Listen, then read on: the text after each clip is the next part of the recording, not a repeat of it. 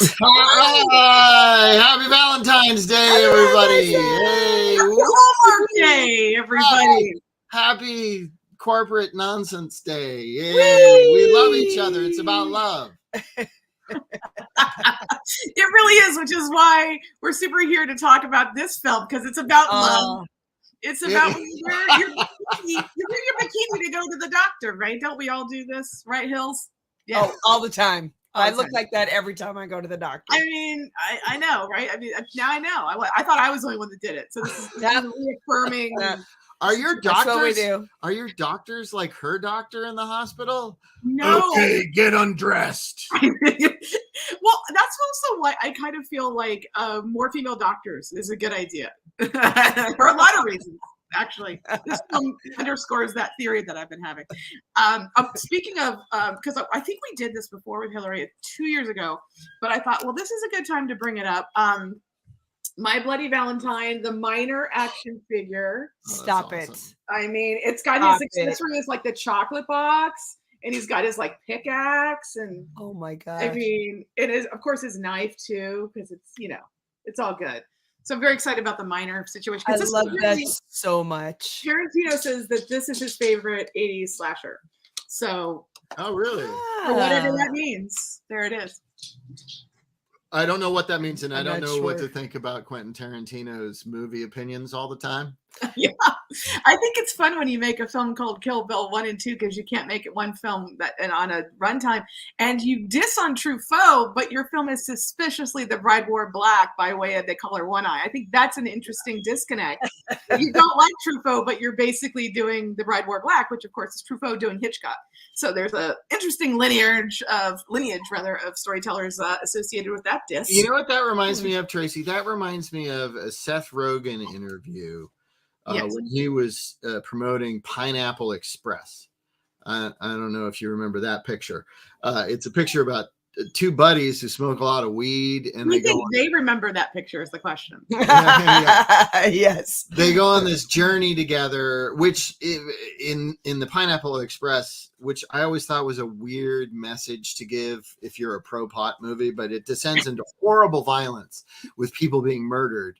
And that's all hilarious comedy. And when he was being interviewed, they asked him about Cheech and Chong, Up in Smoke, and the next movie, and la-di-da, all these movies that I like grew up on and I love to death as a marijuana user, even before it was legal in my particular area. But he said, yeah, we have a story. You know, those Cheech and Chong movies, they were just like disparate, episodic nonsense. I mean, we all know at this point that the Cheech and Chong movies aren't good. I'm paraphrasing, it's not exact quotes, but that made me so mad, and you just reminded me of that. Well, I mean, you know, it 'tis the season. You know, it's about love and bringing it out. It's just I don't. Yeah, why shit on the movies that clearly you were making an homage to? Right. And how about just acknowledge what it was that you took from those that you enjoyed as a kid? Yes. And yeah, I took that. I love those movies. Now I made this that was a sending off point. 100%. As opposed to that sucks. We know that.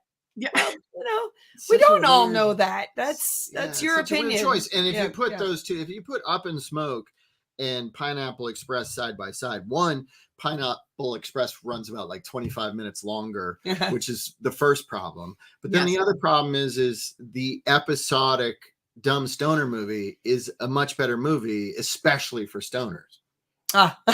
That's definitely true. I'm not a stoner. I wish I could. It's not in my chemistry, but I see that those movies, the Cheech and Chong, are better for stoners. I thought they were funny anyway as a kid, but yeah, because they were rated R and they were politically incorrect and all that stuff. They were still good. Quite get why they weren't fast.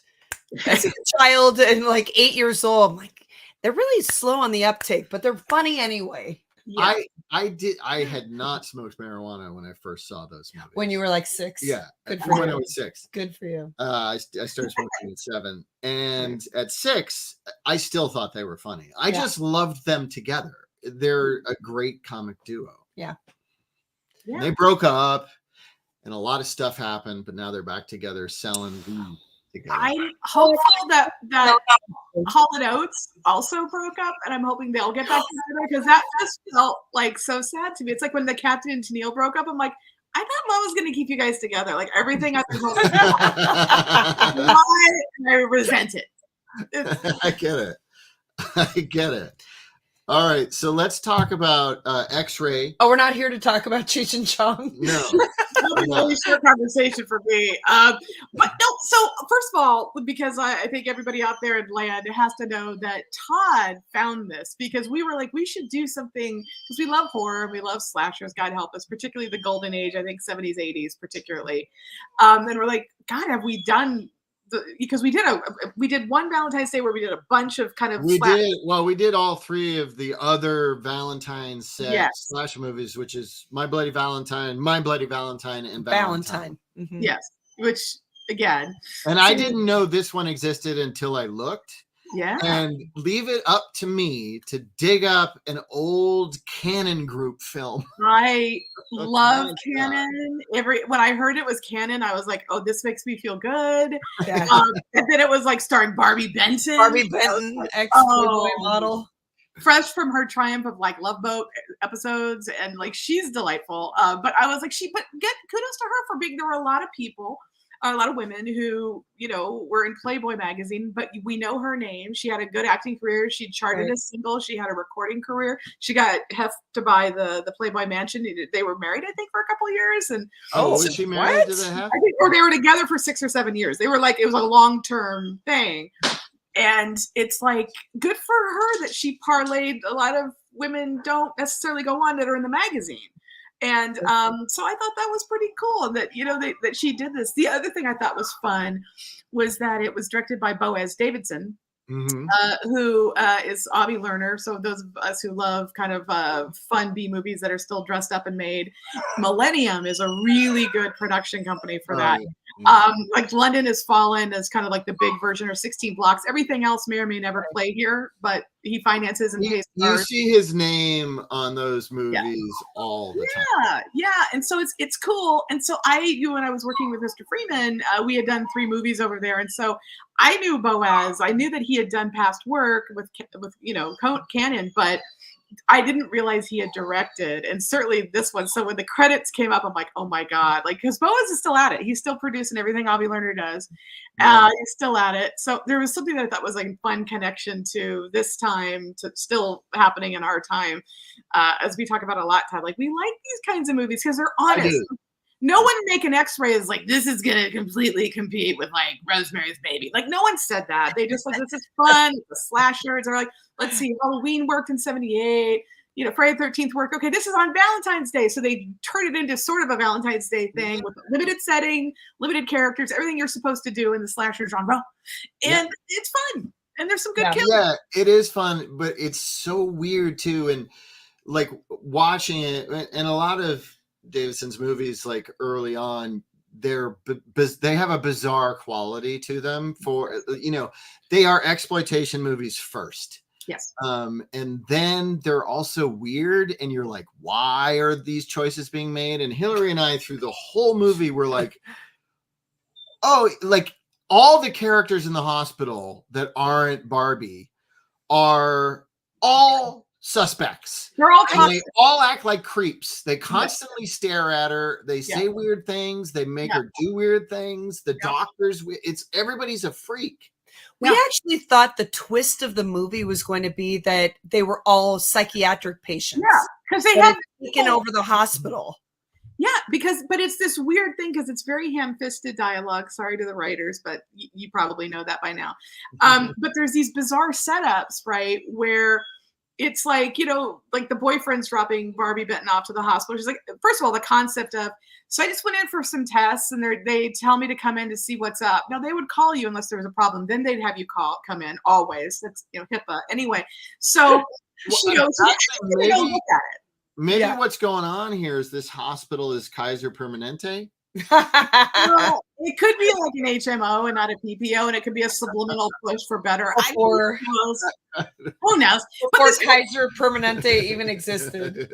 But again, it's that weird thing though, where the whole setup of this movie is I went in for standard tests. I'm Barbie Benton. I look fairly healthy, super young, and I just have to go and so someone can tell me everything's okay. So I can get my job. Yeah, so I can, so just wait for me outside. I'm like, the dude is waiting in the car for you, and he falls asleep.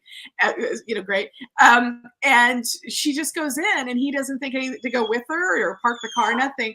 So she goes in to try to like figure out, what's going on. And you're just like, none of this setup makes any sense on Valentine's Day, especially at night, because it gets to dusk really quickly. So it just asks you not to pay attention to anything because none of that setup would happen. I don't, maybe we should wait till the end of the movie, but I think we both have a question. And I just like went through the movie twice, once regular speed and once like in 10-second intervals. And I'm pretty sure, spoiler alert, that at some point in the movie, her husband is murdered. Very clearly, it's like a whole set piece. And then at the very end, before the credits, he runs up to her with her daughter and they hug. Or is that somebody else? He's not murdered. He's drugged. Yes. No, but I thought he got a circular. No, they're two different. So the boyfriend, we'll go through. Let's do this. Let's do this because it's so confusing. So here's the setup, and again, going back to this comes out in 1981. Right. And so this is back when we were doing slasher films. It was the beginning of that golden cycle where it was okay to kill kids. Right. And so that's the first thing that would never happen today. Right. Yeah. So those were good times. Yeah, I'm on board. I'm on board. I mean, yeah, and that's our teacher talking, y'all. So be careful. What's going on? So we set up the movie where we've got, everybody's incredibly white because it's 1982. And so there's like this, kind of Valentine left on the blonde girl's doorstep. She opens it up. They look at it with her like little boy pal here, and they mock the young boy who left this for our cute blonde girl who just happens to be a creeper already. This is the beginning of the incel creation where he's looking through like doily, blinds into the house, and he can see that she's mocking him. So violating just like kind of physics in terms of time and place and being inside and outside. Somehow she goes to like have like a slice of cake. He gets into the house and somehow does this to the small child. Hangs him on a hat rack. Screaming, and you're like, well, that's pretty horrific. I mean, it's an unfortunate shot because you can't really. Is it? I'm not sure what's happening on there. Isn't that horrific? Was it? I want to know if it was written that he hung him on a coat rack instead of like a hook, like in Texas Chainsaw. That's what's supposed to be evoked here. No, so, or like, yeah, I guess because it's we. Or did they show up on set and go, okay, what's the best thing to hang him on? Yeah. What killed him exactly? Like, is he choking on the? Well, you know what it is? I think you're onto something. I think they didn't know, so someone put a hat, so you have to guess. And they don't hold on it. So you don't know if he poked him through the eye. You don't know how he's hung up. You don't know if he has. All we know is that happened with a boy about the same age, and she heard nothing, and he's still back outside the window. Then we do this hard smash, and it goes like 19 years later. And we're on Avenue of the Stars in Century City. Back before there was CAA, there was the Schubert, and there was like the ADC Entertainment Center. If you've ever seen Planet of the Apes, you know what I'm talking about, or any Chips episode, or Wonder Woman. We were there. We were there a lot. So all of a sudden, we do a hard cut, and we have to believe that this gal, who was traumatized, is now this gal. This is Barbie Benton with her own daughter. Sure. And you get the idea that she is divorced from this guy. Now, this is the aforementioned ex, right? The ex-husband shows up at the end. That's so he's the just drugged ex-boyfriend. out. Yeah. So then this is her boyfriend. Who she's gone from this guy who looks a little like I don't know. I'd say like more CNR kind of the era. I feel like our director cast this the same way Ridley Scott did Black Hawk Down. So I can't tell the difference between any of the male. We don't have the name and neon things in a war zone saying this is bunker. And you're like, I don't know. The ex-husband is more GQ-ish and the new boyfriend is more like Hamish and kind of like scientist nerdy cute. Yeah, he's more the sensitive. Pretty different to me. Like you feel like this is the guy who's embraced the, kind of the women's movement, and this is the guy who doesn't seem like he did. See, he's the like Warren Beatty adjacent. He is, and you can see behind him. It's kind of a little like the Security Pacific Bank when it was still there. Sean and I agree. Well done, Sean. Correct. Paul Rudd meets Warren Beatty. Sean says. I mean, that's what AI is going to do next for Ant-Man 4. So that's cool. So that all happens, right? And so she's like, okay, well, you wait for me in the car, and I'm just going to go get my test results. In the hospital with the worst hospital sign out front. You don't have the front of the hospital. I don't, but like it's you look at this, she goes in and it's like they're like, look, we could sell that this is a Valentine's Day movie because it says be Valentine, which grammatically is questionable. You've got like a chocolate box and a thing. So they're like, look, pop, it's a holiday. And then this is the first guy we see in the hospital who's a creeper staring at her. And then you've got the check-in nurse who looks very Dallas Cowboy cheerleader. Like they're very, and she's like, hi, I'm here to get my test results. This is my name. And she's like, oh, you should go out to like the 8th floor. Again, none of this makes any sense. This doesn't happen. But I love Barbie Bench. This is so 80s, the hair, the makeup, the Nancy Reagan red. I mean, it's just my God. all coming together. And so just when you think, okay, so they just couldn't call her and tell her there's not a problem, but they get her there on a ruse. There's a hard cut that makes no sense where suddenly it's a picture with an unfortunate glove and caressing a picture of Judy Benton as a child, but it doesn't make sense because we don't know where we are, although it is pretty much lit by a flashlight. I think we can agree that that's how this was filmed. So you're like, okay, this is bizarre. I don't know why we went there. And then we're back in the hospital. And then you've got poor Barbie who's like, yeah, I guess I have to go up. And then the first door that opens, she's greeted by 3 guys with a gas mask. Well, and is that the elevator scene where there's a creepy dude on the elevator before she even gets off and has to he's eating a cheeseburger. Like yes, who comes up again and again, and maybe we have a clip that features that same character. Weird. But he's creepy, and then he just leaves. But he's eating a cheeseburger. He gets it on her shoe. It drops ketchup on her shoe, on her white shoe. So I guess it's after Labor Day. I don't know. Maybe it is. John Waters would know the answer. So that happens. Ketchup. And she's like, whatever. And then like, that's totally fine. Then the doors open and they're like, hey, we're fumigating the hospital. I'm like, I don't think that's what happens when you're in a hospital. This is clearly left over from like shockwaves or something. Like, also look at the 3 of them. They're in like matching black like disco shirts. This is an outtake with gas masks. This is an outtake from a Devo video. Totally. I know. These guys think that they're Knuff. They think they're Knuff and they're not. They're just weird. The wrong film. But my favorite thing is that she's like, I just have to get up to this mysterious floor to get my doctor. And she does have, to be fair, a female doctor. One of the details I love about this film, this is her female doctor. Read the door. Please keep closed. Please open slowly. Which is it? I said the same thing when we were watching it. There's mixed messages on that door. Yeah, he mixed messages and painted by hand, not stencil. Like you could tell, like some PA is like, I got this, and you're like, okay. I have really good handwriting. Yeah, I'm really good at letters. Just give me the paint and the brush, and I will make it. Totally. So you're like, okay, so somehow the female doctor is buzzed. Oh, meet me on this floor where apparently we're fumigating. So that leads us to this Susan Jeremy, because nothing's cooler than having 2 first names. She's the Barbie Benton character. Somebody is doing a bait and switch, putting in perhaps bogus x-rays to try to convince, which is pretty sick, Barbie Benton that she has terminal diseases and that she's going to die this horrible death, as opposed to like, okay, but ostensibly this is a slasher film, so it's a lot of setup. Mm-hmm. Okay. Yeah, well, not as much as like modern slashers where they take an hour to set up the characters. Right. Hi, West. But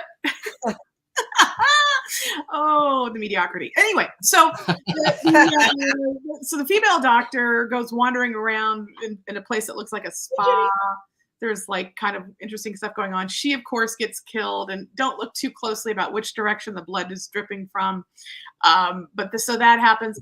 And then we immediately see the janitor, who's kind of a creeper in the beginning. He gets swindled from behind, and somehow there's a basin of acid, because that happens in a hospital. We talked about that. We were joking about it, and also greatly sort of reused in Jason X, except it's not acid; it's a dry ice. In many things. In Halloween 2, in the hospital. Oh yeah, it's the hot tub. It's the hot tub. It's the hot tub. Always only in movies does the hot tub or the sunbed. It works on both. I have like the death race setting. Because I don't think there's no real. Safety elements. No, it's like you can get a tan or you're on Mars, and you're like, there's that. You're gonna burn and blister, or you're gonna get a nice. Absolutely. But either way, you have to take your clothes off. You probably that's right. So she's wandering. So the whole movie is pretty much her wandering around. And to your guys' point, if you pay attention to the extras in this movie, which you can't help because they're so over the top, she's smoking in a hospital with this guy behind her. So this ostensibly is a doctor. Look at the woman with heels. Look at the woman with heels behind her. Why doesn't the doctor have access to his own phone? Why does he need to wait for a payphone? And also, why is he staring at her without blinking evilly the entire time? And then there's the female orderly with those like ruby slipper. I don't know what's happening. That seems to be the wife of a patient who is also wrapped up in some terrifying way, which is repeated throughout the movie. There's people mummified around the hospital the whole time. Exactly. It's like it's like Rock Hudson in the first act of Seconds, and you're like, I don't know what's happening. Yeah. Hi, Ginny is being very difficult. Ginny, come here, Ginny. Come here, Ginny. She's confused too. She doesn't know what we're doing. Who are you talking to? Oh my gosh, I love it. So she's trying to call home because ostensibly she can't find her doctor. No one else seems to be concerned the female doctor's gone missing ever. Probably because she's the only one. She's a unicorn because it's 81. And so then she calls the ex who's supposed to be babysitting her child, who is, again, to Todd's point, right, being set up as a potential problem, who is just hanging out with this child with a switchblade and, orange, Commissioner Gordon's red phone right there, right? So all of this is happening, and like, don't look too hard at like the walls that are freshly painted. It's like I was about to say the bright orange walls. You gotta love that. They match so well with the green plaid. Well, and it's a weird. I hesitate to use the word motif when discussing this particular picture, but like Suspiria had come out and launched Argento internationally, in a significant way with using the reds and the blues and the crimsons and the brights and that giallo heightened, in that case, beautiful style. I would argue this is like very flat, kind of comedy lighting version of that, but he does seem to emulate that Suspiria, like long hallways, and he's trying really hard. He's trying very hard to do. And I appreciate that. It's one. I mean, I feel like sort of the energy of this movie is how hard it's trying. Yes, to be like the newest slasher movie and an homage to other old slasher movies from Italy. I like that about it, and it doesn't work most of the time, and I like that about it as well. I enjoy it too, but also it's one of those movies which people, and I know we have friends that come at us because we love our horror, and they're like, but no one acts smart, no one does what I would do, no one makes the obvious call. This is a film that really plays into that criticism, because instead of going outside the building going, this is bullshit, I can't find my doctor, no one has my test results, and I'm going, and by the way, where is my boyfriend? All of these things would be acceptable on Valentine's Eve, right? So we cut to her boyfriend outside, right? So again, the Suspiria lighting, right? We've got our blues, we've got our greens. He's asleep at the switch while she's inside, again, being accosted by any guy walking down the hall. Like any dude, and women too. All the dudes. The women accost her as well. It's the entire hospital staff and all the patients who seem like they should be in a mental institution, but aren't.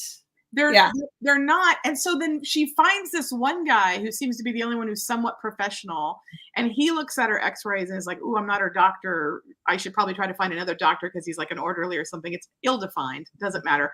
So he's looking around because he sees this x-ray, which is what the bait and switch is, which is what, tapeworms? It was Christmas tinsel and photographed through like a trash bag. But let's go with that. That's tapeworms. That's what it looks like when you have an infestation of tapeworms in your intestines. Sure. So I've never seen any X-rays of Barbie Benton. I think that seems bad. I think that doesn't seem like something I want to see in my healthcare group, so that's bad. And so then she does meet like this creep-tastic doctor who's like, take off your clothes. I don't know about you, Hillary, but when I go in, I don't have a 4K pointed at me when I'm undressing. I said that. I was like, it didn't occur to her that there was a spotlight that had been put behind the screen where she was supposed to Well, again, this is what I'm saying. And in the end, this has nothing to do with anything because the hospital's not run by the crazy people. He's an actual doctor doing this.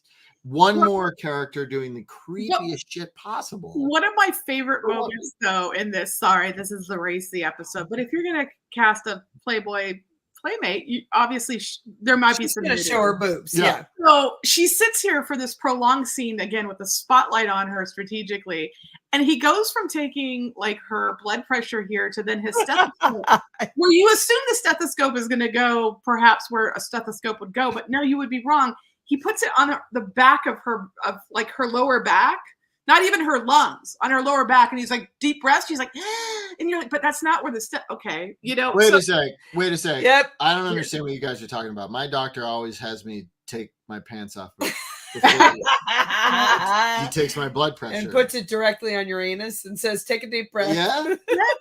That's what Todd's reported to me just so many times. I'm like, that's totally normal. It's super normal. So this is happening downstairs where, again, this is the cringe factor of political correctness pre that, right? Where every woman's worst nightmare before Cronenberg shows up and dead ringers us into an A-list film. I would argue that as quality, but still traumatizing. Here, you've got just putzes making up stuff and really just groping our leading lady, who also seems like a smart career lady, but is like, this is right. He's going to take my breath from my lower spine. And you're like, I don't think that's a thing, but let's go with it, Barbie. Okay. But also, it's like this whole movie presents all of this as normal. All of it is normal. Business. This is how it works. Exactly. Zuckerberg just had an aneurysm. Correct. I think that is right. But so it's bizarre, right? So you have it. So then there's again hard cut, and we're on the magical floor that looks like a spa, where you've got this guy with like the dead doctor lady, right? Who's like moving around, with like a body part, and no one's paying attention to this floor. Yeah. So this film asks you to believe that there's just empty floors with gas mask people who are building things, and that the doctors who work in this hospital wouldn't know that. Let's pretend there is a whole floor under reconstruction, that they wouldn't know that. They go up there. Well, walk into the mist, and they think this is normal too. And there's multiple abandoned floors. Yes, it's a classic low budget set in a hospital movie. They still make these today, where there's nobody in the hospital. There's constantly moments where someone's alone in a hallway. Have you ever been alone in a hallway in a hospital? You don't want me to answer that because the answer is yes. But that was in France. Okay, I'm going to tell you a very short story, which was I was hospitalized when I was 14 when my family brought us to Paris. Oh. Okay, so I was at Hôpital des Enfants, which is a pretty famous hospital, excellent for children. But I was there. I had an undiagnosed extreme stomach pain. Oh. I was on a floor that was entirely abandoned except for two other people. There was a girl who had an eating disorder who was across from me. And then there was a baby down the hall that I could never see that wouldn't stop crying 24 hours. Okay, so girl interrupted the prequel. I was like, and the walls of my my room were all glass, so totally transparent. People would walk by and just stop and stare at me in my room. Terrifying. When nighttime would happen, there was no one on the floor, and I would look around. There was just nobody there, and the end of the hallway was completely darkened. But there was a room at the end where a baby didn't stop crying. That is a true story. Was this film triggering for you? Because that sounds a little too close. Like, did you have a guy with a sheet stretched out in front of his That face? never happened. Walk down That's the one of my hallway? favorite- Yeah, it never happened. that's one of my new favorite sequences. We're gonna get to that because it's gorgeous. No, that was the best one. So we have this situation where he has to hide the body because he's very concerned about hiding the body on a floor that no one goes into. So that's a big priority for this guy. And then just because it's the 80s, we have to adhere to the bad rules that are set up, which is if you happen to be a person of Black descent, you probably will not survive a horror film. And that is true because we actually have a really smart lady doc who immediately gets killed. And then after he stabs... And just to interject, Yeah. she's one of the only characters in this hospital who seems like she should be working at a hospital. She's kind. That was the other thing that was weird. I was like, oh, finally a human. And then she's immediately killed right away. Yeah. But what's bizarre is that not only do they feel the need to kill off, again, like kind of the only person of color in the movie, but after he kills her, this guy immediately, first of all, I'm sitting 10 feet away. Hey, Sivvy. And time, but your hospital story, yeah, because I said the first part because I'm late with my comments. I noted. Also, what's amazing is that after he kills this woman, he immediately is like, I got to get back to the prank I'm playing on the Playmate. He finds time to type up a report about I'm going to make you feel like you have all these diseases so he can put it in a file. Again, so he kills people. And again, I might point out after he sliced her to pieces, there's no blood on his gloves. That's okay. He's typing. Don't think too hard in this film. But then we get to the part where the fake thing that the killer types up, which is really attention to detail, is handed off with these all three crazy toxic incel men working together, lit like this. Lit like we're in the X-Files without the lone gunman. Like, this is great. That's the most flattering way to like people too. It really is. Brings out their jowls in just the right way. So the guy handing the file with the fabricated stuff, he turns out, spoiler alert, to be our bad guy. The other two are just creepers. And so then he exits stage left going, I think Barbie has a problem. Gotta go. And he goes, and then all of a sudden we have the other woman who seems competent and like she really works there gets strangled with a stethoscope by this guy. And then we do a hard cut to the creep doctor who had told her to take off her clothes in front of the 4K with the two aforementioned nurses. If this doesn't look like a Fembot episode for us Gen Xers, I don't know what does. Oh my God. And they're like this is a good point in the movie where I was like, okay, so everybody in this hospital is insane, aggressively insane. Yes. This is when Todd and I thought that the twist was going to be that they were all, it was escaped mental patients running the asylum. And by the way, it's a good thought because part of the problem, where we see with this guy, as he's dropping Barbie Benton off at the hospital, he goes, oh, hey, isn't this the hospital where they had some problems or something, like with some patients and a doctor or something? Like, it's this throwaway line. She's like, nah, and then she leaves. And you're like, and he goes into a hospital with a really crappy hospital sign that just says hospital. There's no name. It's just hospital. No, but it's like Drew Hospital. Like if you live in Los Angeles and you followed it, like Drew Hospital was like a disaster. Like this is what it feels like.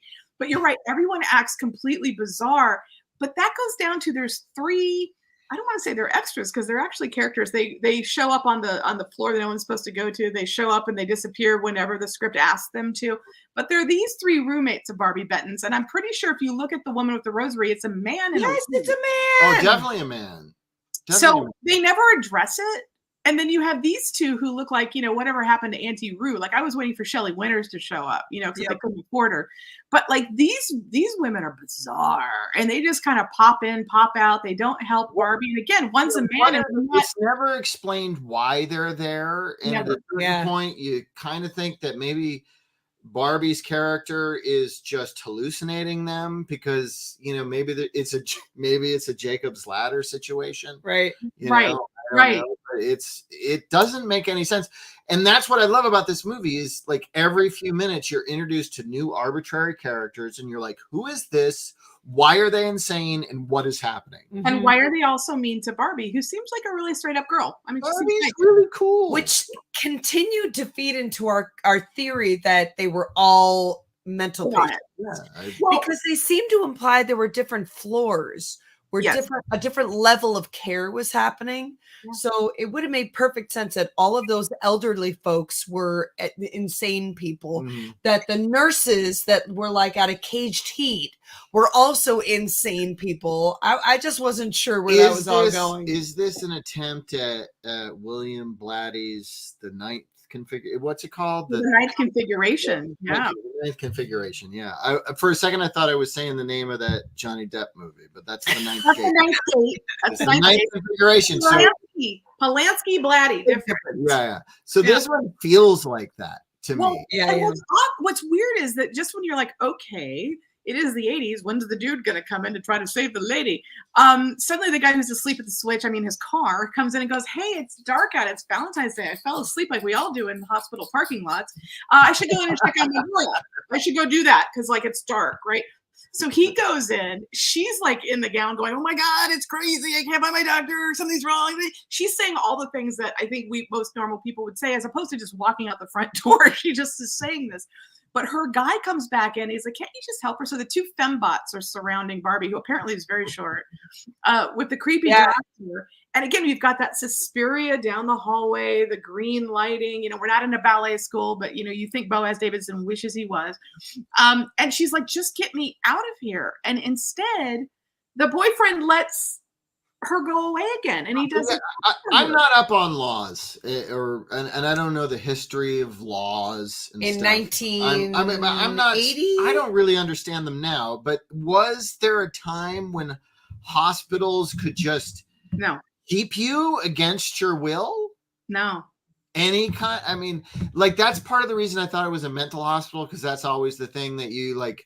You are committed against your will and you have to deal with it, but it's not that. This is just a regular hospital where you're forced to stay there. Unless, like Susanna Kaysen, going back to Girl Interrupted, where you're a little rich girl going, I feel sad, and you check yourself in, and then we're asked to feel like, wow, I'm feeling for you.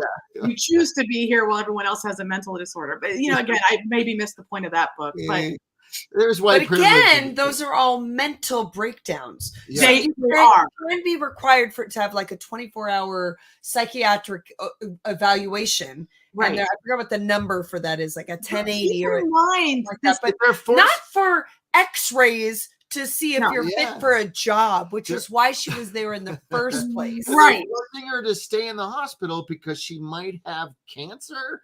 They don't do that. They don't do that. In fact, the first thing that happens is, who's your in case of emergency person? And she'd be like, oh, he's the guy who fell asleep and then he let me go back with you. And she's like, help me. And she finally says to him, don't do this. Help me. And the guy's totally working.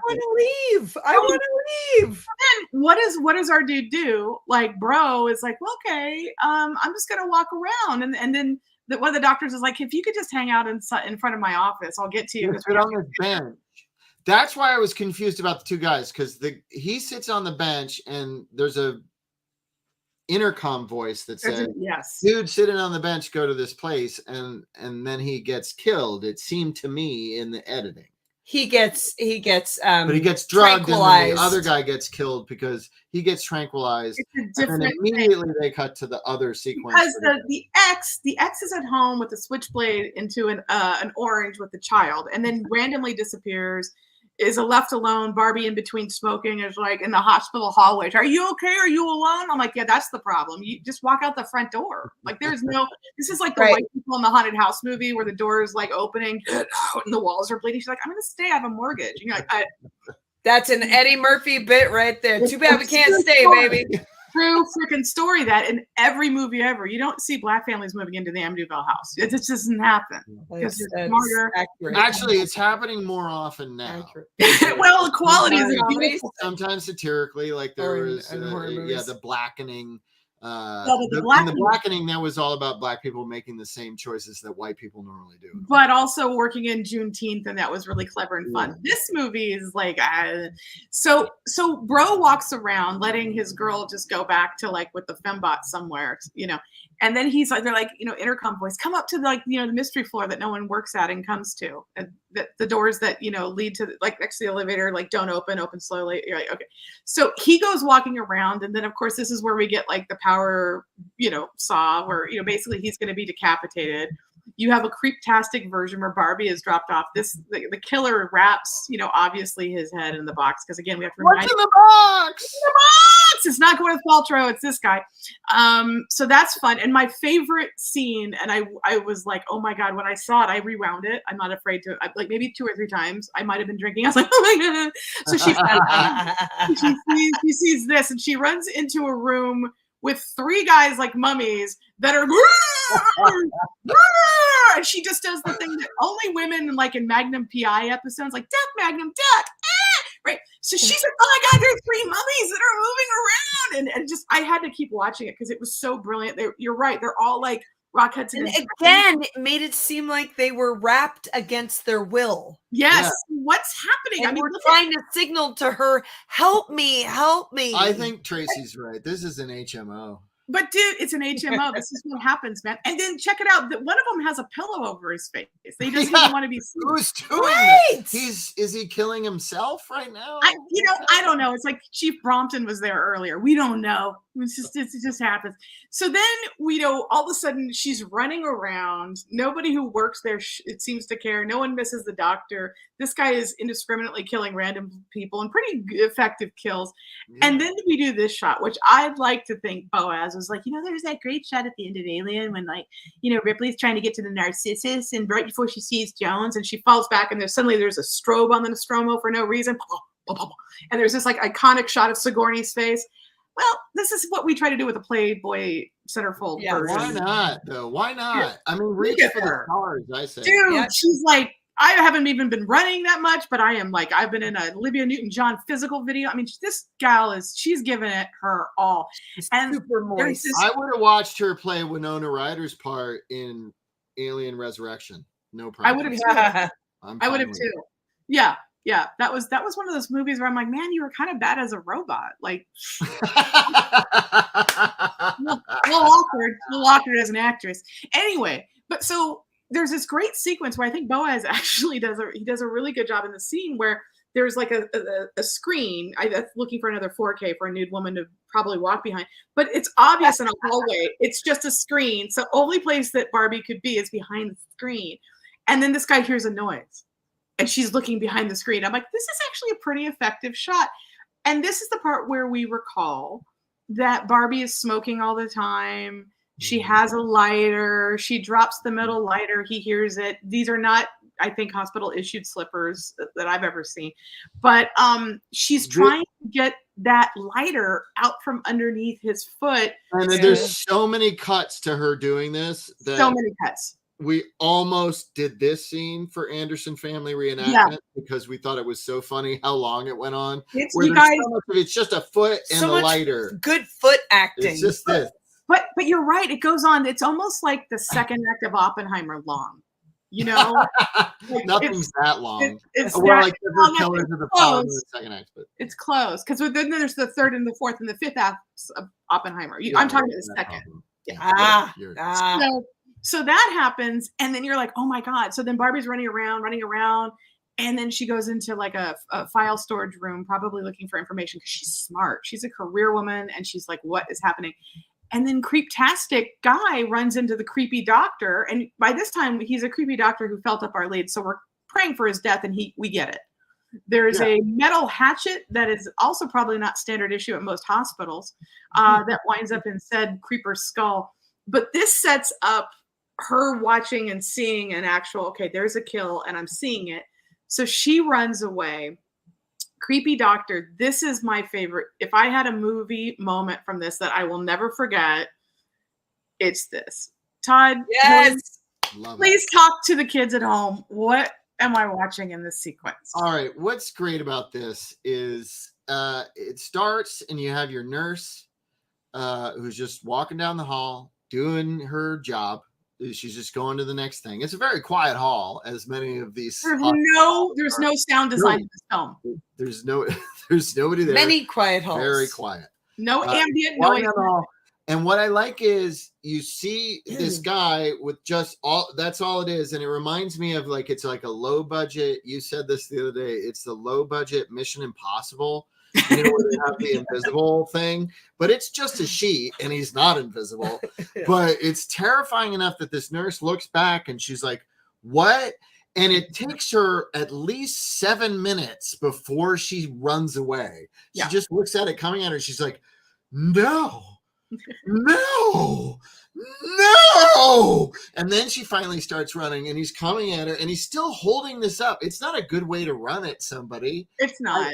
I thought he was going to try and tackle her and get her, but it's no, he just scares her and then drops the sheet and then he has a hypodermic needle. It looks like the green acid that from the upstairs sink. I don't know.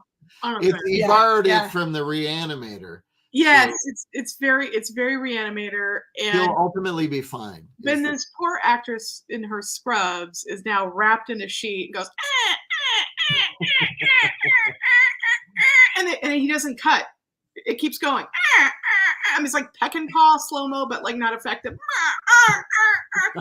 And then falls down and goes. And like the way she falls, like the sheet is perfectly covering her, and you're like, wow. And they're like, cut, and you're like, this is insanely fun. I mean, for me, this is the best sequence in the movie. Yeah, I think it's an amazing. This and the lighter sequence, I was like, I hope someone got like a real job. Lighter's great, and this comes right after Lighter. It's like a 1-2 punch of this is the best this movie is going to be. This is the best, and then, but what's also interesting, and I don't want to ascribe too much thought process to the plot, but all these men are so creeptastic incel creepers that when they die really badly, I'm kind of like, I think I'm supposed to root for their violent death because, they were really. Maybe that was the intention of making all the men. I mean, and the women, the women, almost the women who are enablers of men in the movie. All the nurses. You were happy to see die horrific deaths, but this guy was particularly creepy, and I'm like, I'm okay with this ending for him. The blade that was clearly like next to his neck and not it through any part of his neck. The whole thing just it wobbled like a blade a bit. Wobbles like this, and that wouldn't happen if it was lodged in your neck. No, it's just kind of amazing. And then creeptastic doctor gets Barbie and has to tie her down. She's not wearing a bikini, so false advertising poster guy. But she's smart. She's spunky. She gets out, right? She figures out, oh my God. And this is the part where she puts together the one doctor who was nice to her is basically, if we're going to be honest, right? She's like, oh my God, this is like the guy that I basically mocked who I think killed whatever. So you also looks like Mikey from the commercials. Mikey Likes It. Life cereal. Absolutely. Mikey. I think that actually might be him. You know what? I believe that. Although I'm loving his eyebrows. It kind of prefigures. Mikey doesn't like anything. I feel like this prefigures Billy Zane's eyebrows from Titanic a little bit. Yeah. Oh, yeah. Very waxed and not of the era, either era. Sure. But so that is happening at the same time. So she figures out, oh my God, this is like the guy that we laughed at. And I was thinking about how like this era, like Jamie Lee being in both Prom Night and Terror Train. Prom Night and Terror Train. Basically, Prom Night, we're kids and this happened. And then on Prom Night, the guy that we made fun of comes back, right? Terror Train, pretty much the same plot. We were in college, we were in med school or whatever. So on, New Year's Eve on the train where we're compressed, the guy that, we tortured comes back to kill us all. So it's kind of that. It's the early. By the way, so if you thought Kevin Williamson was like being super original with "I Know What You Did Last Summer," no, he was not.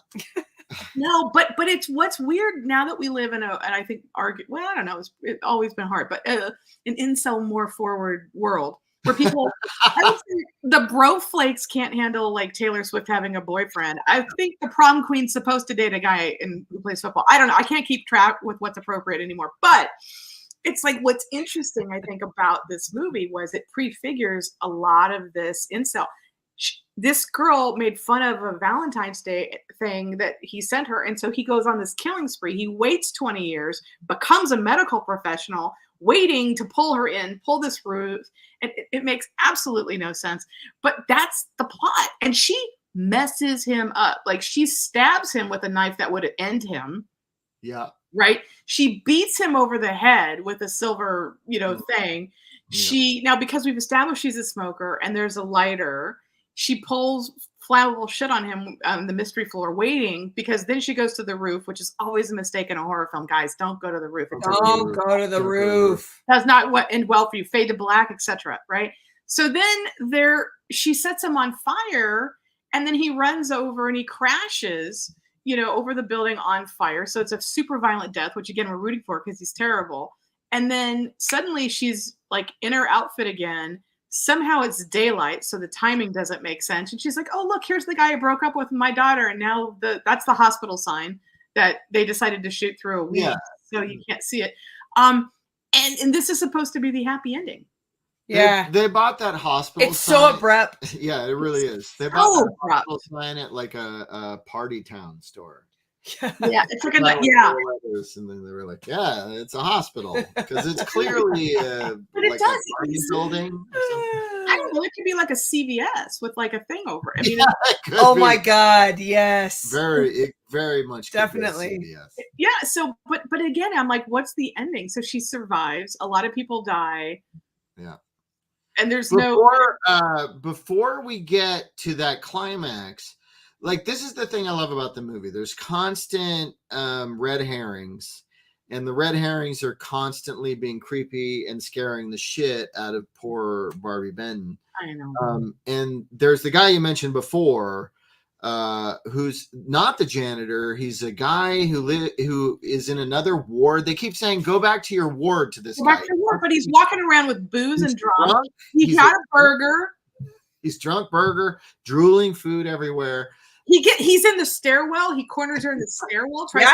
Yeah. And that's the scene that we have. Funny you should mention it. I'll show it to you right now. All right. Action.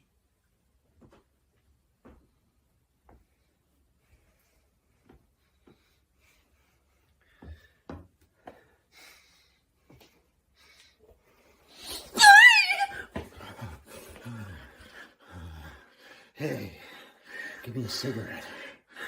What are you doing sneaking around this place? I bet you're waiting for your boyfriend, huh? I'm trying to escape out of here. Oh, what are you in such a rush for? You should stick around. We'll have a ball. How about a kiss?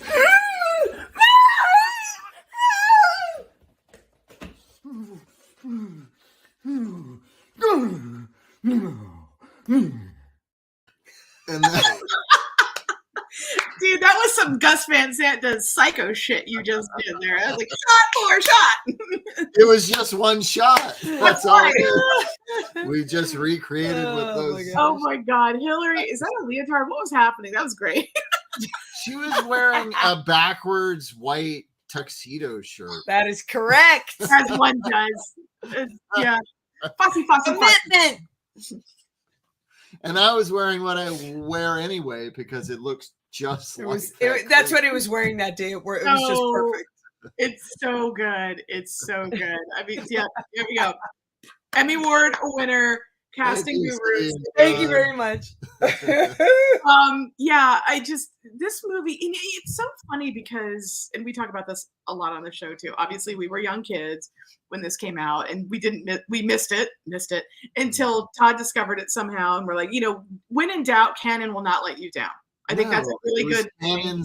Yeah, it was. Did they have any other slasher movies? I mean, that didn't involve Charles Bronson or Chuck Norris or something. But I know this is really inappropriate, but Death Wish 3 is the most gonzo of all of the Death Wishes, and that's the one I like the most. That canon. Sure. Oh yeah, that's great. But I feel like with this one, it's hard because again, I think we're Gen Xers, so we don't pearl clutch as much, and we have a little bit of a reality base because we're kind of half analog, half digital, and we remember the before times. but like there's so many cringy, inappropriate, sexist, misanthropic, anti-women, everything, whatever. All the criticisms when this film came out are true. You can Google them. People are like, it's an abomination, blah. That being said, it's super fun. It knows what it is. It understands the assignment. Barbie Benton is trying very hard. And I found her very enjoyable. I thought she was very enjoyable. And I just feel like there's something about this kind of movie where I don't get offended. I don't take it personally. I understand why people might be whatever. But there's something almost joyful in someone saying, well, Halloween and Friday the 13th worked. I mean, we should do this hospital thing, and we'll just say it's on Valentine's Day. And that was it. And they just have fun. And they were like, okay, we understand the assignment. We've got like 6 kills, 7 kills, something like that. Mm-hmm. Like you posted a great YouTube thing of all the kills in this movie. Yeah. And what I appreciated about this movie. Yeah, and they're well paced. Like every time this movie starts to get a little slow, then suddenly somebody's dying. And I'm like, slasher movie. The last 12 to 14 minutes of this film, it's kind of gangbusters. Like it's one crazy thing after another, right? From the beheading to the sheet guy in the hallway, but like it kind of knows what it is. But what I appreciated about it was, if Halloween launches, kind of the wave of slasher films, although it itself is not a slasher film, we don't see the slash, right? It's more Hitchcockian in the way the original is shot. Friday the 13th does that, right? And ups the gore quotient. Yeah, and you get the Tom Savini, and then it's good. Tom Savini's like, I was in Vietnam, I know what things look like, right? And that's everything he does. And you're like, I got it, right? Yeah. But like this film, the kills are kind of, they're sick, they're sadistic, they're all this kind of stuff. I understand, like I'll lose my feminist card because like, whatever, I'm not going to defend it. But at the end of the day, you're not seeing the slash. It's actually, you see the blood and the aftermath, but you don't actually see a lot of the intense violence. So while a lot of it, I think at the time, people said this is misogynistic and why are we doing this? It's another, woman being attacked by a knife. And I think a lot of it might have been looking down their nose at Barbie Benton because she was a Playboy, but I think there's a lot of judgment here. But the truth is she shows up, she understands the assignment, she does a good job.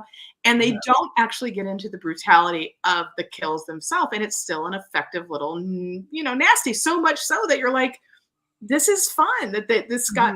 So I just think it's a fun relic that you dug up. I'm glad I saw it. And I enjoyed seeing it through new lenses because I loved, there was a time where you could shoot in LA and get permits and have fun and not have to, I don't know. Or not get permits. I'm guessing this around ABC Center. Yeah. I'm like, they got permits for that. Like, but it's and they probably got permits for the old abandoned hospital they shot in, but then they stole some other shots.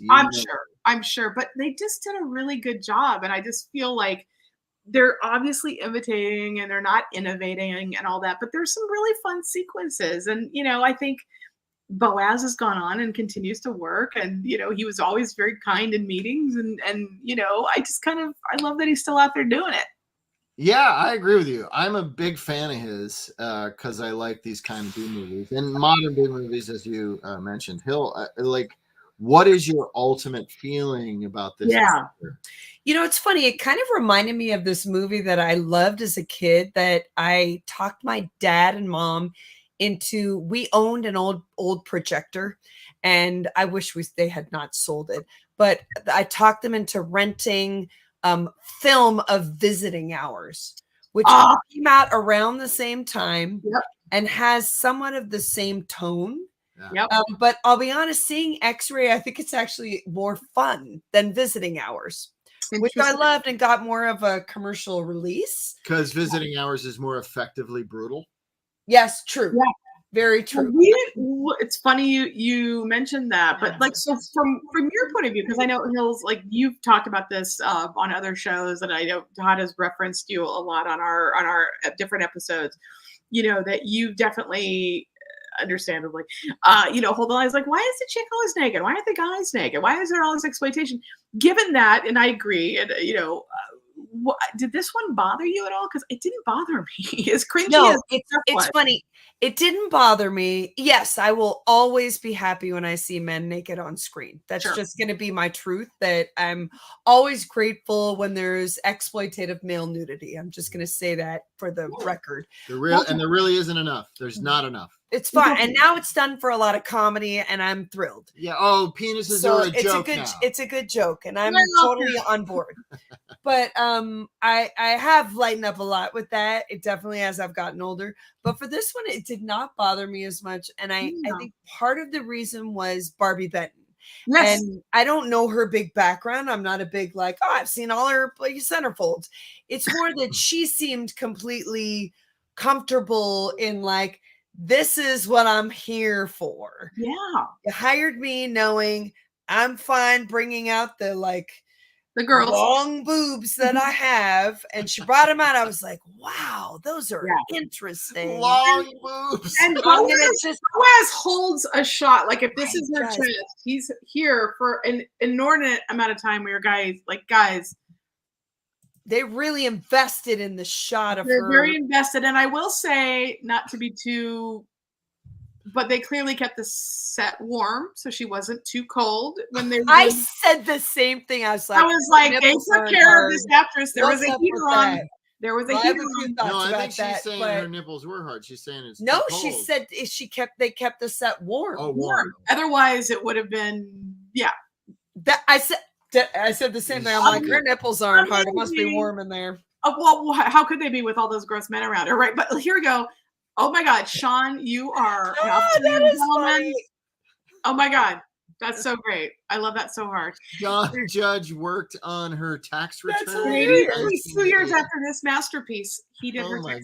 2 years after. Anyway, she it did was not probably bother still getting residuals. It didn't bother me because she seemed very comfortable with it. Me too. And there was something about that made me feel like this is ridiculous. Yeah. The way he's needing to take her blood pressure on her arm, but her boobs have to be out. Right. But she seemed more concerned with, this is ridiculous and I need to leave right now than my boobs are also out. She's very comfortable, as one should be, in their skin, and certainly she would be. But exactly. No, I think what's interesting is we're in that exploitation period where, and Todd and I have talked about this too on other shows. Like, I will not watch Last Hill on the Left again, or Right again. I will not watch I Spit on Your Grave or Mother's Day. Like, to me, that crosses a line into sleaze that is not interesting to me and really, I think, dangerous and makes the world not good. And I think the guys that watch any Human Centipede movie at any time. I don't need to see those either. I'll be honest. I don't need to see those. I've never seen that. But I feel like those films cross a line and do things that I think are bad. This movie is almost like, it felt like a PG movie to me, dealing with the I Spit on Your Grave concept, whereas it's like the medical professionals fail you, the men are all toxic, and the smart girl is like, I got this. And she handles it. So I think that she definitely has agency, nudity, whatever. I mean, look, I love Alien, but at the end of the day, someone got down to their underwear that's barely there, right? And she's still awesome. So it's like it's of an era, and we don't have to pro clutch all the time. But I think this is better than it needed to be. And I love, because I had never even heard of it, Todd. So I love that you uncovered this, Jim, and we got to see it for Valentine's Day, because it is. I mean, they do try to make it a Valentine's Day movie. So it is. Well, and it's to discover a movie for a bunch of like cinephiles in this group is a pretty cool and rare thing, especially a tiny genre like the Valentine horror genre. Yes, that is a find and amazingly easily accessible. I mean, it's on Amazon Prime. You can see it on Freebie and Tubi and a bunch of things. Commercials. I actually think it's a better film than a lot of heralded isn't the right word, but more familiar slashers of this era. I think this is a better film than a lot of those, and so it has a little bit more dramatic gravitas once the reveal happens. I mean, I personally, Hill kept bouncing around, but I thought it was that guy from the get-go. Oh, right. I was like, that's the guy. And you said that's the guy when he showed up. You said that's the guy. But then like 2 seconds later, you went, oh, no, that's not the guy. But this which is what I did throughout Usual Suspects. I was like, he's not. One of the things that Boaz definitely did in this, I think, with the writer, was, you know, and people forget this now because of the 11 films that came after the first Friday the 13th. But I think part of the reason the first Friday the 13th worked wasn't just that they had what Halloween didn't have, which was Paramount Pictures releasing it en masse and all these screens, right? Halloween didn't do so well. People rediscovered it, re-reviewed it, and then it lasted. It wasn't an instant hit. People forget that now.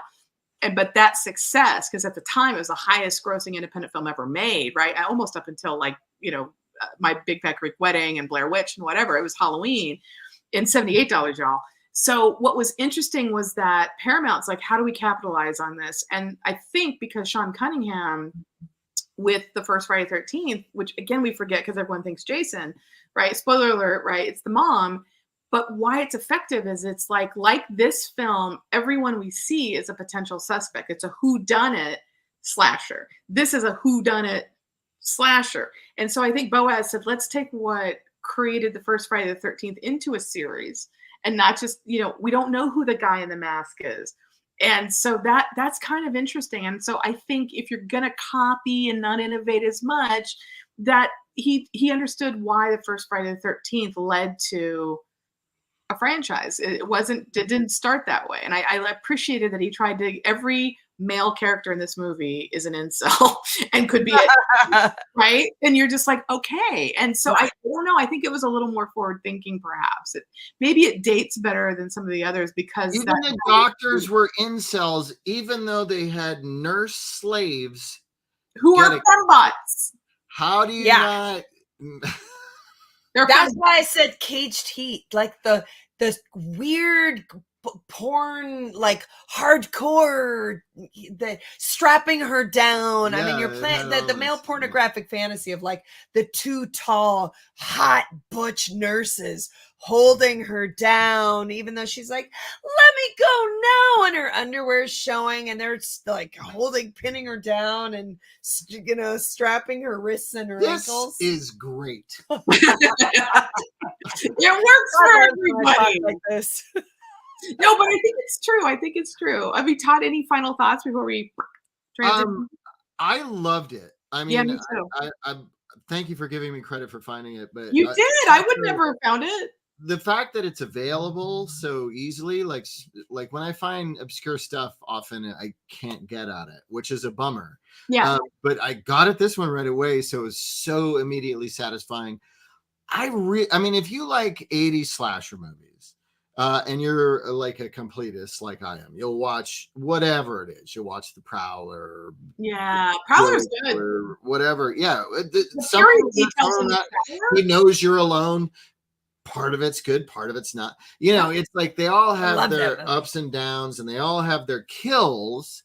And I think in the end, these slasher movies come down to their, you know, set piece kills. And this one's got really fun ones.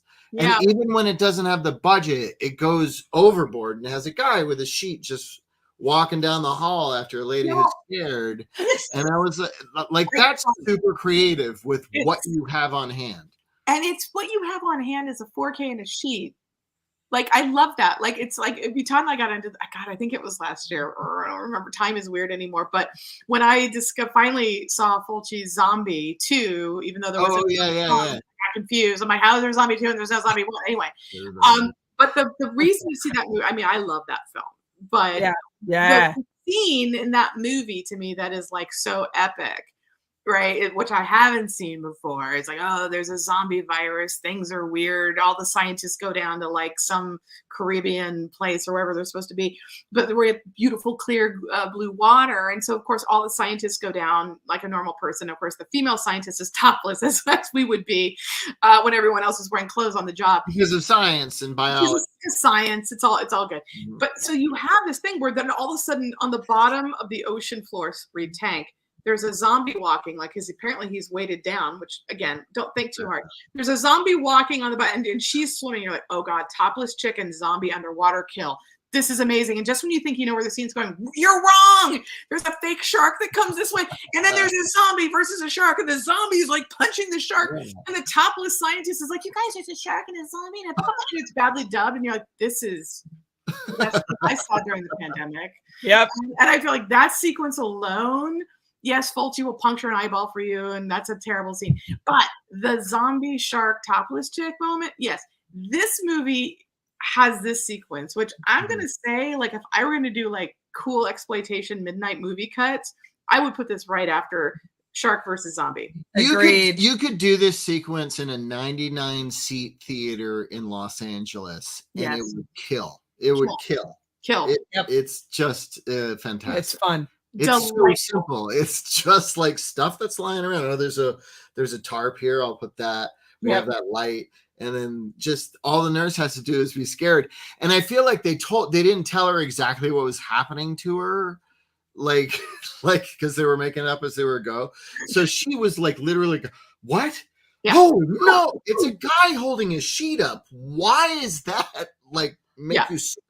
I would think it's the guy with the burger, and I'd be like, go back to the ward. Like that would be the comedy beat today, right? Go back to the ward, Bernie.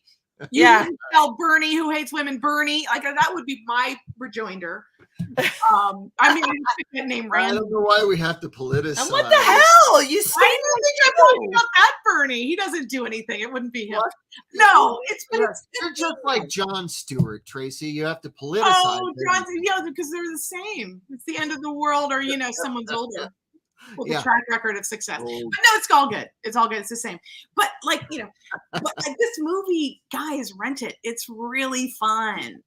And if you have Amazon Prime already, you don't have to rent it. And if you have access through whatever streaming, Roku or whatever, then on Freevee and Tubi, it's available with commercials, which totally this is a great movie to watch with commercials because the bad stuff isn't cut out and you get breaks every like 10 minutes. Because, drinking. Yeah, you got to drink or pee. For sure, if you indulge in the marijuana, I do recommend that. Ganj, yeah. I do think that will add something. Yeah. I don't, and I had a drink. I think I was sober when we watched it. Mostly sober. And laughed and enjoyed quite a lot. Yeah, she had a good time. It's a winner. It's a winner. All right. So should we'll go back to was it Be Bad, Be Best? Want to do that one? Yeah, let's start with that. Be Bad, Be Best. Do you want to go first, Tracy? All right. I will go first. Hillary knows how we played this game. Since she was aforementioned and conjured, it's almost like magic. I promise you, we did not talk about this. This comes out, to your point, I think 81, so maybe a year before. Or no, 82, sorry, year after, because math is hard for me. This would be the aforementioned visiting hours when the greatest. I can't believe it. Are you serious? Yes. So frightening. We'll never recover. Here's the setup for visiting hours, if you haven't seen it, because this one is actually harder to get, even though it stars the great William Shatner and Lee Grant. I have it on DVD. Is it not? It's hard. It's hard to get. There used to be a bad version on YouTube that I saw like a year ago. My DVD's worth millions. It's so, dude. It's your retirement. You got to put a kid through college. It's good. It's good stuff. Right, good. But what's fun about this, and I wanted to tie it in, so I love Hillary that you mentioned it too, because the setup is that like Lee Grant, also like Barbie, right, is a professional lady. She goes on the TV. She says lots of things, and she is immediately branded a feminist, and that triggers an incel. His name isn't Bernie either, I don't think. I didn't check the credits, but she triggers an incel who's like, fuck this chick. She wants equality. I'm angry. So he starts slicing and dicing people, attacks her in her home. She's like, meh. She goes to where the hospital, because hashtag attacked by the incel, who may or may not be named Bernie. And so it's Lee Grant, so she can actually act. She's like, I was in the heat of the night, bitches. Like I am in visiting hours. And so she's giving this amazing performance. And William Shatner, who is her boss at the station, he says, feminism is not playing in focus groups. They're going after you for the ladies. And he's like the full, wig from like Devil's Reign. Like, I don't know what I'm doing. We haven't done Star Trek the Motion Picture yet. It's a weird thing. I'm doing Florida exploitation. So he is doing this thing. But they make a point of keep saying he's after you because you're a feminist. He's after you because he's a feminist. But most of that movie is like the feminist being attacked in a hospital. She's Lee Grant, so she's smart too. And perhaps has, a lot of acting chops, so we should give her mad props, even though she's also an Oscar-winning documentarian. Look it up, believe me, later. And so she has to keep her mind, and she does really smart things in this movie, but they make such a point of saying you're being attacked for being a feminist, and it's like, your modern ears seeing it, it's like, what? be bad, be best. What do you think? Well, I'm going to be best, as you probably already figured, because I had such a love for this movie already. And wow, how old? Okay, it came out in 81. So I'm sorry, Jeff. It is, you know what? You're going to have to come over and watch it at our place. Is it not like, is it out of print on DVD? I'm gonna look it up. You guys keep talking. Okay. YouTube used to have a bad copy. That's how I saw it. But I was 10. Okay, so this came out in 81. I was 10 when it came out. So I think the year after, God, did my parents really rent this for my 12th birthday? Yeah, probably, because that's what parents did then when things were unedited on television. And I said, you guys, it's just a funny horror movie. And so it was by the end of the movie, just me watching it on one of the bar stools of my parents' bar, and they'd set up the screen and the projector, and the few chicks that could still hang with me that were 12 were there. The rest went back in the pool, and I'm in there, and we turned out all the lights, and I didn't care who was still there, loving on this movie. So that's gonna be the best. And I remembered seeing this poster in the LA Times in the ad. Yes. And I thought it was so clever to have the hospital just illuminated with the windows for the skull, but I remembered it. And then when it came out on video, I went to Tower Records because my mom was like a boss, and like literally like my daughter can rent R-rated movies because I'd ride my bike down and get it because latchkey. And so I was like, no, look under the thing. And my mom's enjoying it. And so I rented this because Captain Kirk is in it. I'm like, Captain Kirk is in it. I remember the poster, and I was probably about the same age you were when we were watching it, and I thought it was so cool, but I missed the not even subtext. I missed all that. Yeah, and then I watched it again last year, and I was like, this is political and interesting and subversive. And somebody like, Shatner we love for a variety of reasons, but Lee Grant's truly an artist of a certain, like, again, documentarian, filmmaker, fought against fascism, like fuck the blacklist. Like she's a boss on a lot of levels. And like to see her in this kind of a slasher movie, it's a little bit like in 1979 when you see someone like Lauren Bacall, the great, Maureen Stapleton in The Fan, and Michael Biehn slashing, a Lauren Bacall movie. Like she's in a slasher. So there's this moment of like older stars trying to address the trend and being a hot movie. And at the time, much like the film we were talking about tonight, Visiting Hours was reviled. Like Lee Grant got a lot of stuff for, and William Shatner, do they need the paycheck this bad? I think it's really good. I think people should, if you can find it, it's worth finding. Horror movie. It's crazy that you can't find it. I do have it on DVD. I bought it at Party at Todd's. There you go. For me, because I was such a stupid kid fan of it. I bought it at Dave's Laser in the back. Yeah, Dave's. On the day it came out, which is always a Tuesday for those kind of releases. Yeah. I don't know when they release DVDs and Blu-rays anymore, but the streaming stuff still is Tuesday.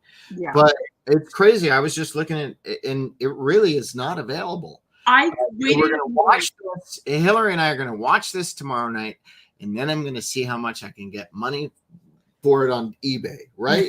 Sure. I'm just going to put it on eBay. Sure.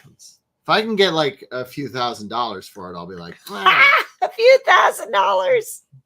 Shatner completists, they're everywhere. Yeah, I have all of Shatner's, like, between Star Trek the show and Star Trek the movie, all of his movies, which I really love, and a number of them I've been introduced to on this show. Yeah, Impulse, man, is still like Impulse. Whoa! The original title, again, that's Florida exploitation, but the original title for Impulse was "Hey Little Girl, Want to Ride?" That's fantastic. But that makes sense. That's like that Treat Williams movie. Treat Williams. Smooth Talk. Oh, Smooth Talk. That's it. She loves that thing. So good. He's so sexy, young Marlon Brando, sexy in that. And most of it is through that screen door. Just he and Laura Dern do an actor's workshop. It's. I think the what's really strange about that movie for me is seeing it as a teenager. I thought it was one movie and had one message, and then we watched it like a year ago, and I said, oh my God, I didn't realize how disturbing it was. Yeah. All I saw when I was a teenager, and all I remembered was this amazing seduction movie. I know that's going to sound terrible. I thought it was a seduction. I didn't see it as a rape or as an assault.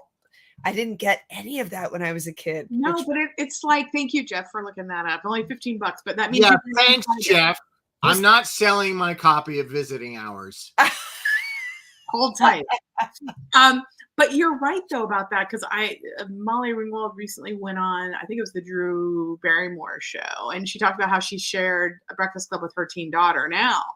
And the teen daughter was like, "What's up with Bender? He's sexually harassing you the whole movie and you like it." And she's like, "Yeah, that's a problem." But it was like, I was in it and thought it was sexy. And that's what we did back in the day. Like, oh, he's the bad boy. And now watching it with her teen daughter through a lens, how cool that her daughter's like, "Mom, no." And you're like, because we all had crushes on Bender, most of us, right? I mean, so. Yeah, I did. I love Judd Nelson. Yeah, it's true. It's I don't know, but same with Treat Williams. I mean, I looked at him and I was like, "Ooh, that guy is really sexy." He was beautiful. Yeah, and so Deep Rising. My assumption was she's really into this. As if I were a teenage girl in her position, she's just wanting to. This is my teenage thinking. Well, she's wanting the reason that it's okay to open the door. She needs to feel okay with it. And looking at it now, I'm thinking, oh Jesus, it was threatening. No, it's threatening, but it was also scary. There's something, and I think I was too young to be watching Smooth Talk at the time it came out. I saw it in the theater. I don't know what I was supposed to see, but I went to see it at the mall. But I was aware enough, because I had great older parents who were cinephiles, and we would watch all these things. I knew that Bruce Dern was weird, and I love him. And I knew that her mom, Diane Ladd, was totally batshit, and I love her. So I knew the daughter of these two artists who I admire who are off. And Dern was preternaturally tall, right? She was like born 6 feet tall. Like, she's just like, so she was this perfect, like, budding sexuality, which makes you uncomfortable. She plays like a woman, not a teen in a way. And it's a little awkward. And then he's full Brando. Like, that guy he had a great career, and we lost him way too soon. But you could see dimensions that, Prince of the City, right? Like, Lumet knew what to do with him. Like, there was that level, and then there's the Deep Rising, which we've talked about on this show and we love. But he could do both credibly and beautifully. But there's something about that movie that's like, ooh, this is taboo today. Yeah, him as a predator was really, and it's crazy to watch it now to think that I didn't see him as a predator. No, we did not. I would be like, open the door. Mm-hmm. But my eyes now, I mean, it's a long distance from 1980, when I probably saw it, or 84 to 2024. I mean, same with me and the lady in My Tutor. Exact same. I've got my Be Bad, Be Best. I'm going to throw out a double feature because this is the way it comes on Blu-ray. I like Love at First Bite and One Bitten together as one. That is a good bang for your buck right there. That's what I want. I want to know, is this a Be Bad, Be Best as two, not each one, but together as a movie that's almost as long as Killers of the Flower Moon? No, it's an hour less. It's an hour less. Yeah. Yeah. God, and you didn't include the Jim Carrey where he, no. Once Bitten. That's Jim Carrey. Oh, that's Jim Carrey. Once Bitten. What's the one? Okay. There's the one with George Hamilton and Richard Benjamin. Love at First Bite is so good. Which is over the top and silly. And Isn't there a third vampire comedy? Fright Night. Fright Night. Fright Night. Yeah, you're right. These are the PG and PG-13 rated ones. Oh, jeez. Fright Night it has to be a Be Bad, Be Best for the duo. Yeah, together as one. Mm. This is a challenge. Hills goes first. Oh, that's hard. I mean, do you need time? Tracy can go. All right. In the end, I'm going to say Be Best. Okay. Why were you on the fence about that? I was less on board with Once Bitten. Okay. And more on board with Love at First Bite. Love at First Bite. There was something about the Jim Carrey's innocence in Love at First Bite that when I saw it really resonated with me. I thought it was really funny. I remember that I could immediately remembered the moment where she only wants a virgin, right? Because it's the virgin's blood that's going to do it for her. Right. But his girlfriend is like, we're going to get this shit done. And by the time they come out of that shaking, if the coffin is a shaking, if it's a rocking, don't come a knocking. It's that moment that they open it and she goes to bite him and his blood is already tainted because he's had sex. And for whatever reason, that scene made me so happy as a kid when I saw that I just have to love the movie. So you'll take that over Love at First Bite, but you'll watch them together. Once Bitten. And Once Bitten is so great that you'll take them both together as a B best. Love at First Bite wins me over. Okay. Yeah. Once Bitten can come along for the ride. I see. Yeah. All right. Because Once Bitten is the one with Jim Carrey. No. Oh, I'm sorry. I got them reversed. God, it's hard. I know. These titles are hard. I was trying to help you out. Thank you. I appreciate that. Say it again. Tell me what I was going to say. This is marriage. So you love Once Bitten. Yes. First Bite is fine. Yes. But ultimately, Once Bitten is so much fun that the two of them together is a B best. It adds to a B best. It adds up to a B best. Tracy, where are you at? All right. I'm almost 180 the other way. Todd knows it. My dirty little secret is I've never enjoyed Jim Carrey. I don't like him. I don't think he's funny. He's way too broad for me. When he tries to do things like The Truman Show, because I read the script and I saw how brilliant it was, I'm like, Peter Weir almost made it work, but I don't love him, and I have a blind spot to Jim Carrey. So I never loved Once Bitten. I love Lauren Hutton in it, and I thought she was amazing. So I will say be best for the double feature because Lauren Hutton makes me endure, especially young Jim Carrey, who I don't care for. But I am here to be the defender for Love at First Bite. Because my first celebrity 8x10 I ever bought, which by that I mean my dad bought it for me in San Diego at a Victorian house, was Bela Lugosi as Dracula, and it's the thing where he's like on the set of the 1931 Todd Brown Dracula, and he's kind of doing this, and it's when Harker comes in, and he's like, "Oh, I never drink wine," and he gives this whole monologue about there's like the creatures of the night, what music they make. So I was like all in for Dracula. I was Bela Lugosi like forever. And then I saw Frank Langella do Dracula in Badham's 79 version. I was like, I think I'm really into Frank Langella in uncomfortable ways because I was in third grade. I was like, oh my God, he's so hot. It was like, so that was confusing to me. But when I saw Love at First Bite and then George comes in, right? And he's like, creatures of the night. And I'm saying, oh, what music they make. He goes, shut up. And then it's a comedy, and he goes into this whole thing, and then Susan St. James comes in, and then it's Disco Dracula, where like he does a big dance with "I Love the Nightlife," and I was like, as a kid, I thought that was the most charming, funny, romantic, the thing, and then I loved Love at First Bite. So like that was a family thing, and I remember the follow up to George Hamilton's Love at First Bite, which is a title that would probably get you canceled today, and the film would certainly not be made today, and it's almost been erased, was Zorro the Gay Blade. So that probably Zorro the Gay Blade. That 1-2 punch, and then Richard Benjamin showing up in Love at First Bite, but also in Saturday the 14th with his then wife Paula Prentice. Like, right, I felt like that those comedies really did it for me. I love Love at First Bite. I looked at it as kind of Zorro the Gay Blade, and then suddenly Saturday the 14th comes up. And those were my trilogy of comedy horror before Fright Night blew off the roof for me. So I love that these exist as a double feature on something that I'm jealous I don't have it. I'm not going to buy it. And Blu-ray available. It's not expensive. It's not even B best. I want to see B best ×2. All right. So you're 100% behind the double feature. And because of you, Todd, it ties in. When we did Once Bitten on the show, I was like, oh, I have to sit through that again. And then I did. And then through Modernize, I was like, oh, Lauren Hutton is as good as I remembered in Jim's Okay in this for me. Yeah. So she's great. She's magic. I'm sorry. I have a lot of friends who don't like Jim Carrey's early work or any of his work. I'm a Jim Carrey fan because of his early work. I know. In Living Color, Ace Ventura, Pet Detective, Dumb and Dumber. I like that kind of stuff. I miss, like when I was a kid, when I was little, I had access only to Jerry Lewis on TV. Ooh. The Disorderly Order. You and the French. These things where it's just a dude like throwing his energy out in the silliest way possible. It doesn't need to make sense from scene to scene. And I think Jim Carrey is sort of a modern day better version of Jerry Lewis. And maybe like Steve Martin was the bridge between the two. I don't know.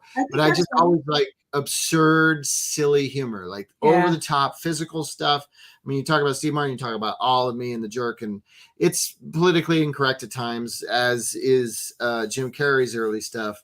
I just like it when people are being over the top silly. They know what they're doing. I get that. I get that. Jeff asked a good question. How do I feel about Eternal Sunshine? Here's the thing about Eternal Sunshine. I think the film is so good and Kate Winslet's there that much like Lauren Hutton, I can endure Jim Carrey because he's kept under control. He gives a performance in a brilliant film. He's not doing the and even what Todd just said, with regards to Steve Martin, like The Jerk, which I don't like. It's again, that's too broad for me. I'm a snob. I don't get it. It's not funny. It's obvious to me. But All of Me is brilliant and smart and erudite in a weird way. And the fact that Steve Martin can do both so brilliantly, that you can like The Jerk and you can love All of Me because he's that talented. Oh, and then he can write Shop Girl as a novella and it turns into a really good movie too. Like he's talented. Oh, and The Banjo. Don't start. I love Steve Martin. And I don't have that level of love for Jim Carrey, but that's my failing because he made billions of dollars. And it's just a little too silly for me. He makes paintings instead of plays the banjo. They're basically yeah, but I appreciate what Jim Carrey's done. And I do think, although it's not my comedy styling, I think in Bruce Almighty, he had amazing actor moments in that. And I think, that was such a brilliant high concept. If you could be God for a day, what would you do? And then casting Carrey at that moment, and especially if God's going to be Morgan, I'm here for it. And those movies, like Liar, Liar, like once Jim Carrey was commanding $20 million. Yeah, kind of. Like once he started getting into that really corporate stuff, I didn't like it because I felt he was restrained as a performer. There was some really funny moments. Myself and Irene. That was not a great movie, but there were a couple of scenes in Me, Myself, and Irene where I almost peed in my pants. Yeah, he went R-rated, and I think that's what should have happened to Jim Carrey. I think he should have gone R-rated and not PG-13. Yes. I think that's what killed him. But then it was like, I'm the Grinch and la la la. Yeah, totally. Yeah, once he was a family, the same thing happened to Eddie Murphy. It's what corporate Hollywood does to funny people. They make them family friendly and it ruins what's funny about them. Yeah, if you liked Raw, wait until you see, Eddie Yeah, exactly. Yeah. Should we do the boost? Let's do the boost. Do you want me to go first this time? Yes, go first. Do things. All right. What's the boost? Here's my boost, and I picked. Oh, tell Hillary because she hasn't been on since we did the boost. Oh, I think I know what the boost is from watching the show. Okay, I got it. You can weigh in, of course. No, go. But you don't have to judge it. Go boost. I'm saying there's a movie that I like that maybe people have forgotten about, or maybe not a lot of people know about because it's old enough. All right, go ahead, honey. All right, here it is. Don't get mad at me, Hillary. All right, let's listen. I am going with this because it's Valentine. Oh. And I feel like this movie in the John Hughes oeuvre doesn't get as much attention as a lot of other ones. Yeah. And I really I fell in love with this Her movie. Boobs. Oh, I'm sorry. No, go ahead. No, sweetie. It wasn't her boobs. Her boobs are great, but I really... It's all about the boobs. Every man I know a certain age is about the boobs. I loved her boobs. I'm not lying. I loved her boobs, but what I fell in love with was Frank Whaley in this movie. Yeah, I think he's so charming and so funny. Yes. And this is such a John Hughes movie. It's more in the Ferris Bueller vein than the Breakfast Club vein, which is more my John Hughes. I was a guy who had only one girlfriend in high school that only lasted a couple months. So I totally related to this guy who was out of high school and he's, kind of a loser, but he's trying to be cool. And he gets a job at Target. And then things change mostly because of the Mulroney brothers, who are fucking hilarious in this movie. Yeah.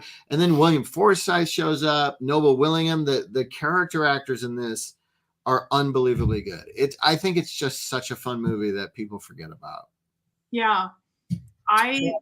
It's so funny because being a teen girl at the time, I always loved Jennifer Connelly because I'd already seen Phenomenon. And I was like, who's the girl in the Argento film? Like, like I thought she was cool. And I think I didn't see this in the theater. I saw it on video later. But I remember every dude I know was like, oh my God, again, the boobs were real, right? That back then. I mean, she actually had a breast gorgeous in this movie. She's talked about that. Like, she did the breast reduction and got really, really skinny and changed her whole thing. She's gorgeous as can be, like Maverick. She and Diane Lane don't age, apparently, so good for them. Yeah. And she's wonderful. But I remember seeing her in Labyrinth, and I thought, okay, you've been in an Argento film, and now you're holding your own with David Bowie as Jareth, who's so sexy and awesome in such a singular film with Muppets, and she's playing it straight. And so I think I came to this after I was already fangirling out with the genre stuff with her, because I don't think this film was made for teen girls per se. And I was like, she's really cool. She's the dream girl. And so she has that. But there, to your point, Frank Whaley is so sweet. And so I kind of liked him in this. And then when he shows up in Swimming with Sharks. Yes. I was like, because I was beginning my job in that world. I mean, Spacey in that movie is basically Joel Silver. And we know this. And Scott Rudin Silver together. It was a unholy hybrid, which is perfect that Spacey played that if you think about it. But he was just being himself. Yeah, but Wally playing that innocent who he has that monologue in Swimming with Sharks, like she's like, why do you want to do this? Like the development girl at the time. He's like, well, summer of '89, I saw Indiana Jones and the Last Crusade. And I said, I just want to do that. I was a projectionist projecting Last Crusade in high school going, yes. So I'd already I was smitten with him too, and smitten with Jennifer Connelly and Career Opportunities, because how can you not be? Like, she's clearly a star. He's clearly the guy that if we were in the 70s would be a leading man, back in the day when Cazale and De Niro and Pacino and Hackman and Scheider, like really good looking guys, but they're not like Alain Delon, and they got to top line films. And I just think he's someone who we got lost a little bit. Like, he shows up in Pulp Fiction and he's always working. Yeah, in Vacancy, he's always better. He's better than some of, so go to the bus. She's good. It's a good boost. Like the Mulroney brothers, Frank Whaley's a musician. Is he really? I did not know that. Was he just a drummer? I used to go see him in a band in New York with, who was it? There was some other famous guy in the band, but I was just going to see Frank Whaley playing the drums, and he was really good at it. And the Mulroneys I think they're still in a band together. Like the ginger guy, the second, that they're brothers in real life, right? Yeah. I did not know that, actually. Oh, you didn't know that? So Dermot Mulroney and the ginger guy is also a Mulroney. He's his brother. The guy, and he has my favorite line reading in the movie is Ginger Mulroney is looking at the speaker display, the car speaker display in Target, and he's like, what if we lay all these down in the back? Think of the sound. And that's all it is. It's just a one shot of him doing that, obviously improv bit. It's so good. And I'm a Mulroney fan. So this movie. I didn't know they were real life brothers. That's amazing. Okay. Yeah, isn't that great? Yeah. And Dermot in that movie is so greasy and gross. Yeah. He's so funny. Like when he's looking at her riding on the pony. Oh, he's like licking his gun. Yeah, it's inappropriate. You're just like, it's so there's so many elements of this. I mean, it's like what, 95 minutes all told? Probably. But for me, it's like one of these movies that fills up the minutes with so many like either gags or funny visuals or just like it's kind of like what you and Mark I thought did such a good job bringing out and really emphasizing about One Crazy Summer, the show. It's like there is so much work in setting up, like there's the Godzilla who smokes for a second, right? It's like, for the movie, like they set that up, but it's like there's so much care because they're like, it would be really great. It's kind of like even as in the movie we spoke about tonight, with the lighter. It's like, let's establish she's a smoker. Yeah. You're playing with the lighter. Let's see that she drops the lighter. Let's see that playing the long game, and especially in comedies, playing the long game for me really matters. Like one of the things about One Crazy Summer is like they're setting up the Godzilla thing, and they're using Bobcat Goldthwait to make that time work. And it's just him yelling at costumes. And you're like, all right, this is fine. Yeah. And then later you get the payoff. It's Gold. It's Bob Gold. Like he's almost channeling like Chewie, like but through his crazy lens. Like, and so it just works. And you're like, no, that's a good boost. But but it's one of those movies that again, I mean, this show is by default turning into a Gen X guy. Hopefully, save space. Like, you know, but like Career Opportunities is one of those movies that I don't know that gets made today.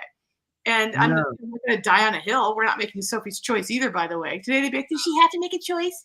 Is that important? You know, like, we would screw that shit up somehow.